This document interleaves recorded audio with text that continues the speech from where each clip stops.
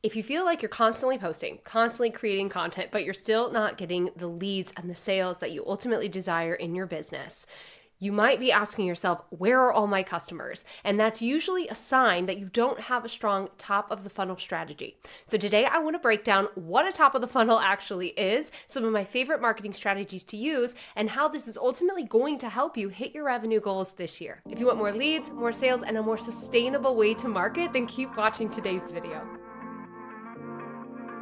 Welcome to the Brand Mary channel. I am Michelle Knight, founder and CEO of Brand Mary. Let's get into today's training. The first thing we need to talk about is what the heck is a top of the funnel? We have a upside down triangle. Now there are three key areas to a funnel. Here at Brand Mary, we call the top section brand awareness, the middle section brand attraction, and the final section brand connection. Now you're probably most aware with brand awareness, and that's exactly what the top of the funnel is. This is how you attract people who have no idea who you are on the internet. And most of the time, we are marketing at the middle or the end of the funnel. And if you aren't experiencing conversions, it most likely is because you're not getting in front of enough people, aka you have a top of the funnel issue. If you don't have anyone coming through the funnel, then you don't have enough people at the bottom of the funnel, which is where the conversions are ultimately happening. And a lot of people think if I change the message on my website, if I change my freebie, if I adjust my sales page, suddenly I'll start getting sales. But if you aren't getting people in at the top of the funnel, then you aren't experiencing that conversion rate at the bottom.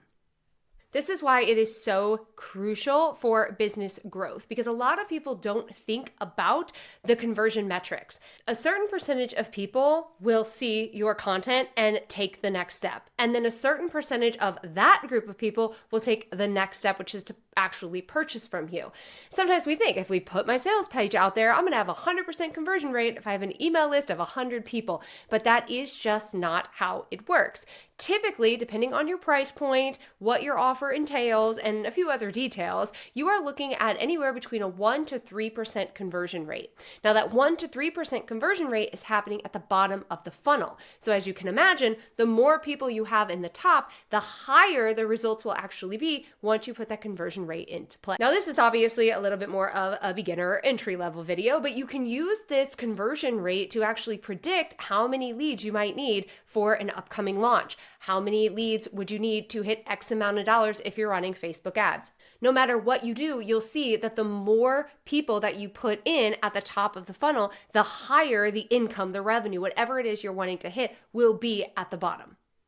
So this is why top of the funnel is non-negotiable and why we really should be focusing most of our energy and attention, especially in the beginning, at getting in front of as many people as humanly possible. And you're lucky because you are in online marketing. So your opportunity to reach the masses is huge. The more targeted people you can get at the top of the funnel, the higher your odds of making them paying customers later on. And now just to be clear, this whole process of bringing them in at the top of the funnel and becoming a paying client, this doesn't necessarily have to happen over a long period of time. It absolutely can, depending on your business and your nurture sequence. But let's think about ads as an example. If you have someone that you introduce to your brand via an ad, so they're seeing your ad at the brand awareness stage, they're opting into something, moving into the brand attraction phase, and then they're seeing an offer from you, they might be at a place where they are ready to buy. And so the process of going through the funnel actually might only take 5 to 10 minutes. Something that we need to talk about when we were talking about the top of the funnel and the customer buying journey. There are actually two roadmaps that you need to consider. One, the funnel, which we already talked about. Two, the customer buying journey. Now I have a whole video that breaks down the customer buying journey that I'll link below in the show notes. But to give you an overview, there are multiple stages of the buying process, and someone might discover you at any one of those stages. From the very beginning, which is when they have a problem, they're looking for how-to videos or how to solve their problem, to all the way to the point where they know exactly what their problem is, what the solution is, they've looked around at other brands, they've fallen in love with a brand, and they are busting out their credit card. And so you can't control when someone finds you in their personal customer buying journey, but you can use your content and your funnel strategies to lead them through that process a lot faster. So going back to the example that I shared about the ad, if someone already knows that they have a problem, they know the solution, and they're considering paying to solve that problem, they most likely will convert very quickly in an ad that you just showed them that they just saw that second.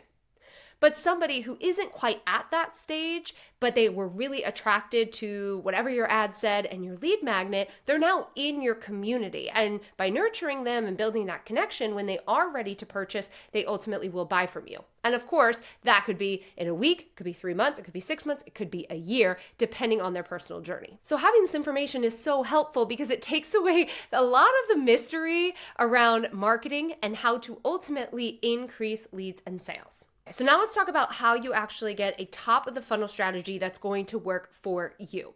Many of you are probably watching this video and maybe you thought, okay, I need to post more on social media. I need to create more reels. I'm actually going to introduce a different approach to this process. There's absolutely nothing wrong with social media, but as you probably have guessed, it's not super sustainable in the long term. Or if you don't love being on social media, it definitely isn't sustainable for you in terms of mental health and your energy. So one of the things that I really want to challenge you while we're talking about top of the funnel strategies are more of these evergreen strategies when it comes to content creation. You're already on one of those platforms right now, you're on YouTube, but you could also think of platforms like your podcasting, we have Pinterest, blogging, so on and so forth. So let's break this top of the funnel down into 3 simple steps. Number 1, first you're going to decide where you are going to get in front of new people. Again, this could be social media for you, but for our purposes of the video today and my approach to marketing here at Brand Mary, we are going to use YouTube as an example. So YouTube is a fantastic platform, much like Pinterest, blogging, because it utilizes SEO, search engine optimization, meaning you can tell the platform exactly what your content is about, and then people are searching for that specific content, typically at those beginning stages of the buying process, and they will come across your content. This is very different than marketing on social media, where we are just scrolling and we might see something that may or may not pertain to us or may not be beneficial at where we are in the consumer buying journey. Number 2 is you create value-driven content. Give people a reason to take the next step. Give them a reason to follow you.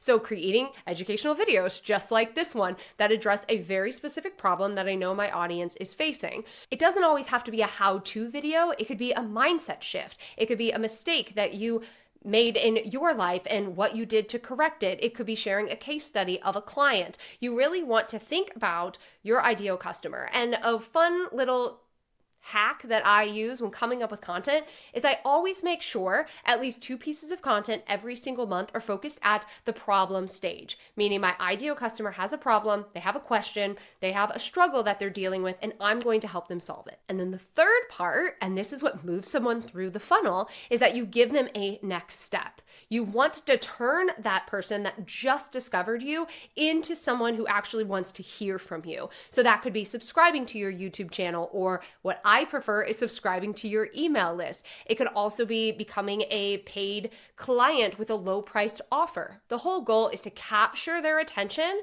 with this top of the funnel strategy and move them through to brand attraction and brand connection, where you'll continue to nurture the relationship and offer them up a product or a service that's going to help them on their journey. So let's use an example here. Let's say you're a fitness coach. You might create educational videos for YouTube. Maybe you specialize in Pilates exercises or healthy meals for women over 35. We'll create educational YouTube content that is specific around those topics. Then you're going to offer up a freebie. Maybe it's a 7-day meal plan that if someone watched your video and they want to take the next step, they can go ahead and provide their email address, which is going to then lead them through the funnel. And then you'll use email marketing and other strategies to nurture them and to ultimately lead them to the sale. Bonus points if you're interested in multi-channel. Now that you have that core content at the top of the funnel with YouTube, you can add in a multi-channel approach as well, utilizing Pinterest or blogs, maybe turning your YouTube videos into podcasts, which is only going to expand your reach even more. This is something that I have been doing for years thanks to my repurposing strategy, and it is what I teach my clients on a regular basis. If you want to go even deeper into building your content strategy, you can grab my content strategy playbook absolutely free, and I've linked it below in the comments, or you can go to brandmary.com/playbook to download your free copy. So if you've been struggling to get leads and to grow your business financially, you might have just realized you have a top of the funnel problem, and now we get to fix it. A strong top of the funnel strategy with your marketing is really going to not only save you a ton of time because you will be creating content that is actually working rather than just throwing spaghetti at the wall. But you're also going to bring in more qualified leads as you continue to grow your business. Just like with a lot of things in business, it typically is just looking at the data, looking at the numbers, and really understanding the overall marketing strategy. If you want to take the next step in understanding a multi-channel marketing approach, I've gone ahead and linked a video right here for you to dive into next. Again, you can grab the free content strategy playbook to not only understand marketing big picture, but to develop your content strategy that helps with repurposing and leading individuals through the funnel. Thanks for joining me in today's video, and I will see you in this video right here.